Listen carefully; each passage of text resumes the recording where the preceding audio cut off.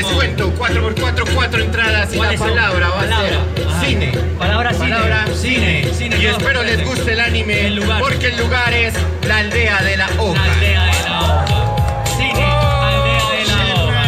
¿Cómo fue la gente? Quiero verlos ahora sí con las manos arriba.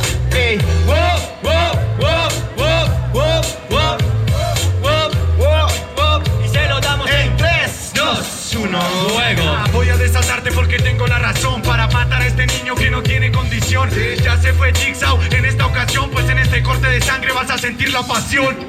Sí, e insisto, y tú vas a sentir en este momento la pasión de Cristo. No estamos en el cine, este hoy se moja. Te falta la revolución de la aldea de la hoja. Pero ¿qué me pasa si no tiene ni qué nombre? No puede ni ganarme, el niño no le corresponde. Eres la aldea de la hoja, este hombre. Cuando hay algo importante, el niño se me esconde. Ay, sí, pero mira cómo lo mato este rapero contra mí solo es un novato. No te llaman Sabusa, tampoco te llaman un jaco.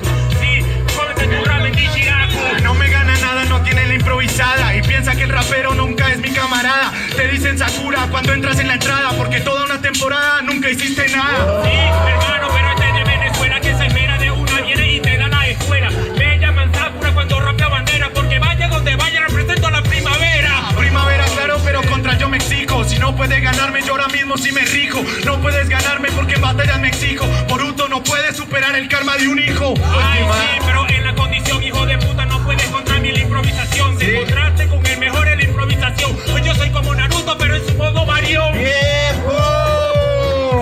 ¡Ruido, gente! ¡Río, río, río, río! No, yo no escucho ese ruido. Yo quiero otro ruido más fuerte para la batalla que lo grabe aquí nuestra cámara y el dron. ¡Un ruido fuerte para la batalla! Ahora sí, vamos a conocer quién es el ganador de este cruce.